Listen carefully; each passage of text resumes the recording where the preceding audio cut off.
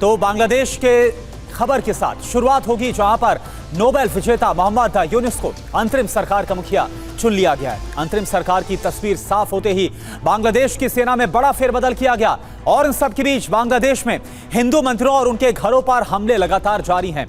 शेख हसीना के जाने के बाद अब अवामी लीग के नेताओं को तालिबानी सजा भी दी जा रही है। नमस्कार, आप सभी के साथ मैं हूं प्रतिमा मिश्रा। इसके अलावा बात करेंगे किसानों के साथ हुई राहुल गांधी की मुलाकात में किन मुद्दों पर बातचीत हुई, महाराष्ट्र के गढ़चिरौली में किसने की मासूमों के साथ हैवानियत, ये भी बताएंगे कि लखनऊ की सड़क पर एक महिला ने क्यों खुदकुशी की कोशिश की। साथ ही ओलंपिक में भारत को 2 गोल्ड मेडल मिलने की उम्मीद है, इस पर भी विस्तार से करेंगे बात। लेकिन शुरुआत करेंगे इस वक्त की बड़ी खबर के साथ। बांग्लादेश में हिंदू विरोधी हिंसा अब भी जारी है। ढाका में हिंदू मंदिरों, घरों पर हमले किए जा रहे हैं। छत्रग्राम में हिंदुओं के घरों पर हमला हुआ है। लूटपाट के बाद घरों में आग तक लगा दी गई। तो ये तस्वीरें आप देखिए, ढाका में किस तरीके से हिंदू मंदिरों पर हमले किए जा रहे हैं। आगजनी तोड़फोड़ का ये दौर अब भी बांग्लादेश में जारी है और इस पर काबू पाने की तमाम कोशिशें फिलहाल विफल नजर आ रही।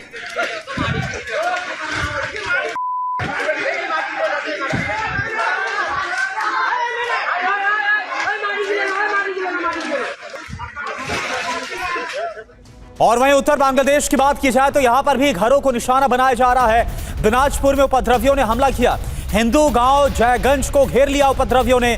घरों में आग लगाने के बाद वहां से ये उपद्रवी फरार हो गए। तस्वीर आप देखिए, बांग्लादेश के दिनाजपुर की तस्वीर है, जहां पर हिंदू इलाकों में किस तरह से रात के वक्त हमला किया गया, घर को आके हवाले कर दिया और उपद्रवियों ने दिनाजपुर में जब ये तांडव मचाया, इसके बाद वहां से फिर भाग निकले।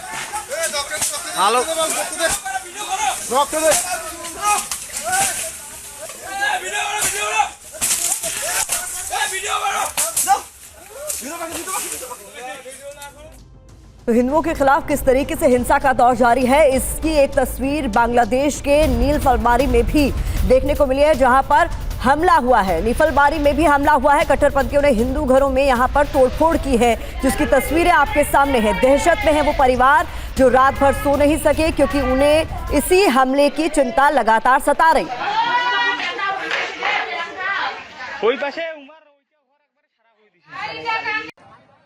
बांग्लादेश की सड़कों पर कट्टरपंथियों ने कब्जा कर लिया है। हिंदू मंदिर और हिंदुओं के घरों को निशाना बनाया जा रहा है। मंदिरों में आग लगाई जा रही है, उन्हें तबाह किया जा रहा है। शेख हसीना के देश छोड़ने के बाद उपद्रवी हिंदुओं के घरों को निशाना बना रहे हैं, वहां लूटपाट कर रहे हैं। बांग्लादेश के जैसोर में हिंदुओं के घरों को लूटा गया। हिंदुओं के कारोबार पर भी प्रहार किया जा रहा है। शाहपुर इलाके में दुकानों पर हमला किया गया और लूटपाट की गई। कट्टरपंथियों के निशाने पर बांग्लादेश के अल्पसंख्यक हैं। सिलहट में एक हिंदू के घर पर हमला किया गया और घर में आग लगा दी गई। घर में मौजूद लोगों ने किसी तरह अपनी जान बचाई। इतना सब होने के बाद भी इस्कॉन मंदिर के पुजारी ने कहा कि वो मंदिर छोड़कर कहीं नहीं जाएंगे। ठाकुर के छोड़कर हम लोग बाहर नहीं जा सकता, क्योंकि हमारा प्राणनाथ है गोविंद कृष्ण जी, उनको छोड़कर कैसे जाओ। इसलिए हमारा जो प्राण भी जाए, हम लोग इधर से नहीं जाएंगे कहाँ पे। बांग्लादेश में हिंदू मंदिरों और घरों पर हो रहे हमलों को लेकर केंद्र सरकार गंभीर है। विदेश मंत्री ने बताया कि सरकार हालात पर नजर बनाए हुए है। बांग्लादेश के ताजा हालात पर चर्चा करने के लिए हुई सर्वदलीय बैठक में विपक्ष ने सरकार के साथ खड़े रहने का भरोसा दिया। बांग्लादेश में अल्पसंख्यकों पर हो रहे हमले का मुद्दा सदन में भी गूंजा। केंद्रीय मंत्री रवनीत सिंह बिट्टू ने बांग्लादेश में मंदिरों और गुरुद्वारों की सुरक्षा के लिए विदेश मंत्री को चिट्ठी लिखी, जिसके बाद एस जयशंकर ने भरोसा भी दिया। We are also monitoring the situation with regard to the status of minorities. There are reports of initiatives by various groups and organizations to ensure their protection and well-being. We welcome that, but will naturally remain deeply concerned till law and order is visibly restored. Bangladesh में निशाने पर आए हिंदुओं की सुरक्षा पर हिंदू संगठनों ने भी चिंता जाहिर की है। आरएसएस ने सुरक्षा की मांग की। बांग्लादेश एक अलग देश है, यहाँ से किसी भी स्वयंसेवी संगठन को करने की अपनी एक मर्यादा है, परंतु हम सरकार से निवेदन कर रहे हैं कि एक सुनिश्चित करे कि वहाँ के हिंदू सुरक्षित रहे। वहीं AIMIM अध्यक्ष असदुद्दीन ओवैसी ने कहा कि सरकार पूरे मामले में सिर्फ विचार कर रही है और एक्शन नहीं ले रही है। आपने ही तो बुलाया था अपने ओथ टेकिंग सेरेमनी में मोहतरमा को, वहां पर इलेक्शन हुए, कोई अपोजिशन इलेक्शन में नहीं है। ये सब चीजें मुझे दिख रही, मैं तो कोई डिप्लोमेटिक एक्सपर्ट नहीं हूं, मगर जब मेरे जैसे आदमी को समझ में आ रहा है, भाई ये तो जानकार लोग बैठे हुए हैं जिनको तनख्वाह मिल रही है मेरे टैक्स से, उनको समझ में नहीं आ रहा था बात ये। तो देखिए, हालात ये हैं कि बांग्लादेश की राजधानी ढाका सहित बांग्लादेश के कई जिलों में अहमदिया मुसलमानों के घरों और मस्जिदों पर लगातार हमले किए जा रहे हैं। बांग्लादेश में हिंदू मंदिरों और घरों पर हमले के साथ साथ अहमदिया मुसलमान भी निशाने पर हैं। उपद्रवियों ने अहमदनगर की एक मस्जिद और स्कूल पर धावा बोला और इसके आसपास के 70 घरों पर हमला किया, घरों को आग के हवाले कर दिया। इस हमले में 18 अहमदिया मुसलमान जख्मी हुए हैं। कट्टरपंथियों ने दूसरा हमला रंगपुर जिले के तारागंज में किया, यहाँ भी जमकर आगजनी और तोड़फोड़ की गई। हमले ढाका में भी किए गए। यहाँ मदरसों के छात्रों ने अहमदियों के मस्जिद पर हमला किया, जहाँ स्थानीय लोगों के विरोध के चलते ज्यादा नुकसान नहीं कर पाए। 6 अगस्त की सुबह बांग्लादेश के राशि और नीलफामरी जिलों में भी इसी तरह के हमले किए गए। और इस वक्त की बड़ी खबर आपको बता दें, बांग्लादेश से भारत के लिए उड़ानें बहाल हो गई हैं। ढाका से दिल्ली पहुंची है एयर इंडिया की फ्लाइट। यात्रियों ने बताया कि ढाका में डर का माहौल था, अवामी लीग के नेताओं को मारा गया, ये जानकारी भी साझा की गई।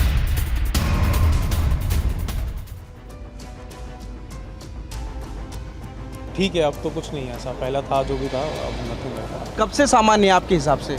क्योंकि अभी भी आज से सामान्य है, वैसा कुछ नहीं। अब लग रहा है कि बेहतर होगी। बेहतर है। लोगों में इंडियंस जो वहाँ रह रहे हैं उनमें डर है, वहाँ पे लोग इंडियंस आ रहे हैं यहाँ पर, आ रहे हैं just to meet the family, लेकिन अब कोई डर नहीं है, नथिंग लाइक दैट। वहाँ भी हालात क्या है, जिस तरीके की हिंसा चल रही है? अभी भी बहुत बिल्कुल शांत है, कोई प्रॉब्लम नहीं है।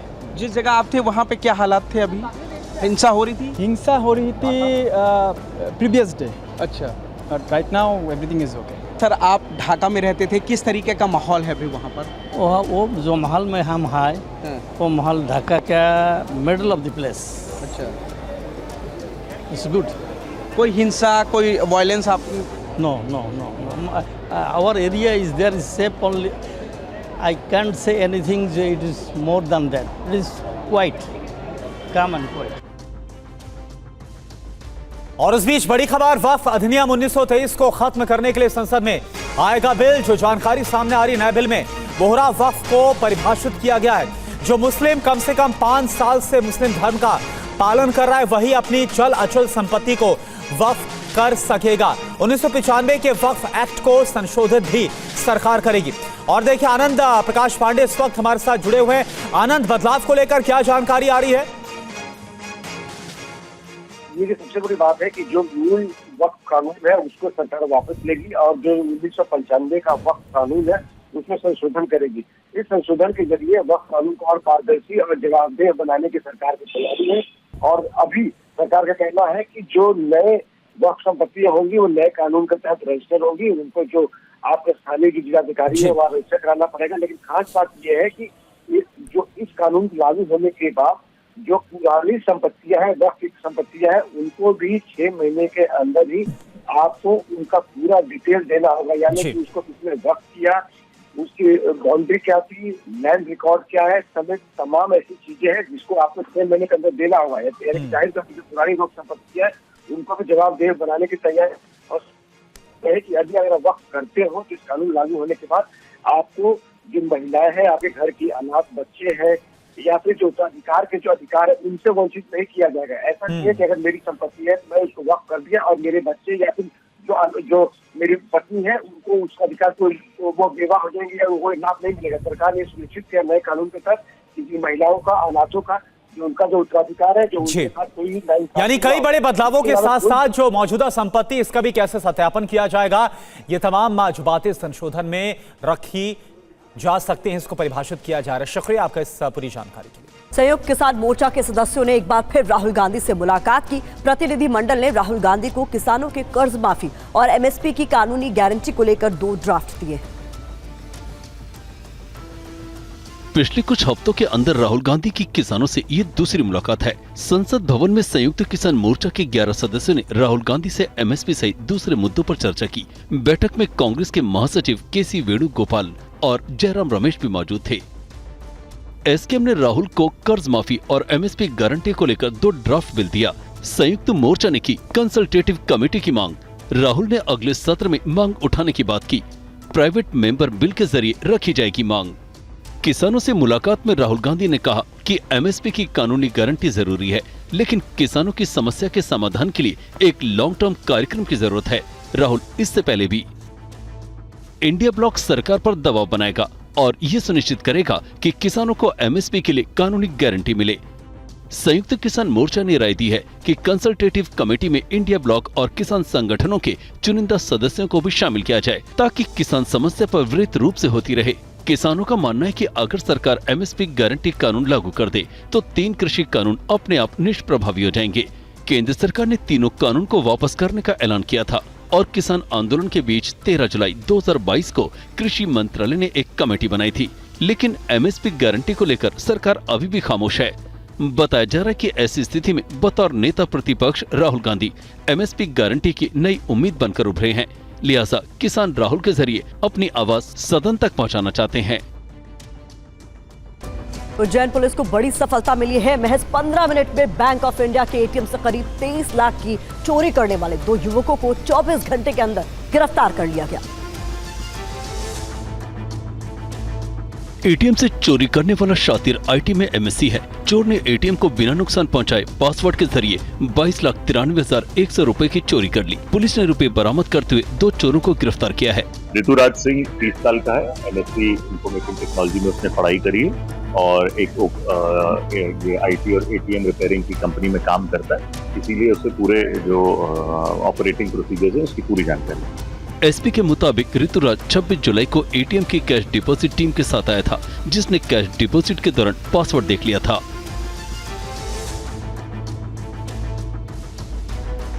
पेरिस ओलंपिक में विनेश फोगाट ने इतिहास को रचा है। 50 किलोग्राम फ्री स्टाइल कुश्ती के फाइनल में पहुंचे विनेश फोगाट सेमीफाइनल में क्यूबा की रेसलर को हराया। विनेश फोगाट ने क्यूबा की रेसलर को 5-0 से पराजित किया।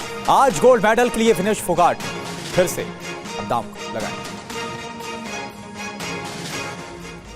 पेरिस ओलंपिक के सेमीफाइनल में विनेश फोगाट ने क्यूबा की पहलवान गुजमान लोपेजी को 5-0 से पटखनी देते हुए चारों खाने चित कर दिया। ओलंपिक के इतिहास में पहली बार भारत की महिला पहलवान फाइनल में पहुंची है। विनेश अब आज रात 10 बजे के बाद अमेरिका की सारा एन हिल्डरब्रांड से गोल्ड मेडल मुकाबला खेलेंगी। अगर देखें तो अपने कैटेगरी के पहले मैच में विनेश फोगाट का सामना ओलंपिक गोल्ड मेडलिस्ट और वर्ल्ड चैंपियन जापान की यूई सासाकी से हुआ था। विनेश ने सुसाकी को 3-2 से हराकर अपना कदम आगे बढ़ाया। सुसाकी 4 बार की वर्ल्ड चैंपियन है। सुसाकी ने अपने सभी 82 इंटरनेशनल मुकाबले जीते थे, लेकिन विनेश ने सुसाकी को उन्हीं के पैंतरे से मात दी। सुसाकी रेसलिंग के टैगडाउन पैंतरे की स्पेशलिस्ट है। सुसाकी ने विनेश के खिलाफ भी इसी का इस्तेमाल किया, लेकिन उनका दांव उल्टा पड़ गया, क्योंकि विनेश ने भी इसी पैंतरे का इस्तेमाल कर लीड ले ली और जीत हासिल की। विनेश की कामयाबी के बाद न सिर्फ उनके गांव चरखी दादरी में जश्न का माहौल है, बल्कि पूरा देश धाकड़गढ़ की कामयाबी पर गर्व कर रहा है। अब बारी गोल्ड की है। द्रोणाचार्य अवार्ड से सम्मानित विनेश के चाचा महावीर फोगाट ने इस मौके पर कहा कि मेहनत के बूते विनेश ने वजन कम किया है। इस बार 50 किलोग्राम भार वर्ग में गोल्ड मेडल जीतकर देश का भी दिल जीतेगी। मुझे बड़ी खुशी है, जो कई साल से जो मैं जो सपने देख रहा था ओलंपिक, जो मैंने स्टार्टिंग की थी, यूँ स्टार्टिंग हुई, मेरी बेटी जो ओलंपिक गोल्ड मेडल ले आएंगी और आज वो मेरा सपना नज़दीक है मेडल के, और मेरे पूरा विश्वास है मेरी बेटी जो है गोल्ड मेडल लेके आएगी। मेंस हॉकी टीम जर्मनी के हाथों सेमीफाइनल में हार गई। अब टीम इंडिया ब्रॉन्ज मेडल के लिए मैदान में उतरेगी। जर्मनी ने भारत को 3-2 से हराकर फाइनल में प्रवेश कर लिया। फाइनल में अब जर्मनी का सामना नीदरलैंड से होगा। अगर देखें तो भारतीय टीम ने सेमीफाइनल में अच्छा प्रदर्शन किया, लेकिन आखिरी पलों में जब सबसे ज्यादा जरूरत थी उस समय भारतीय खिलाड़ी मौके को बनाने से चूक गए। खेल के 7वें मिनट में गोल दागकर भारत ने बढ़त हासिल कर ली है। भारत को जर्मन डिफेंडरों की गलती से एक के बाद एक लगातार 4 पेनल्टी कॉर्नर मिले और चौथे पर हरमनप्रीत ने ड्रैग फ्लिक से गोल दागकर भारत को 1-0 से आगे कर दिया। कुल मिलाकर पहला क्वार्टर भारत के नाम रहा। पहले क्वार्टर में भारतीय खिलाड़ियों ने अटैकिंग हॉकी को तवज्जो दी। दूसरे क्वार्टर में 3 मिनट बाद ही जर्मनी को पहला पेनल्टी कॉर्नर मिला और इसे उसने गोल में बदलकर स्कोर 1-1 कर दिया। खेल के 27वें मिनट में जर्मनी को दूसरा पेनल्टी कॉर्नर मिला, डिफेंडर के पैर से टकराई तो रिव्यू से पेनल्टी स्ट्रोक में बदल गया और जर्मनी ने गोल दागकर स्कोर को 2-1 कर दिया। खेल के 36वें मिनट में फिर से मिले पेनल्टी कॉर्नर को गोल में बदलकर भारत ने स्कोर 2-2 की बराबरी पर ला दिया। अब ब्रॉन्ज मेडल मुकाबले में अब भारत का सामना स्पेन से होगा। और वहीं आज नीरज चोपड़ा भी गोल्ड के लिए फेंकेंगे भाला। पहले थ्रो में ही फाइनल में अपनी जगह पक्की कर ली नीरज चोपड़ा ने। ग्रुप 2 में पहले नंबर पर नीरज चोपड़ा रहे।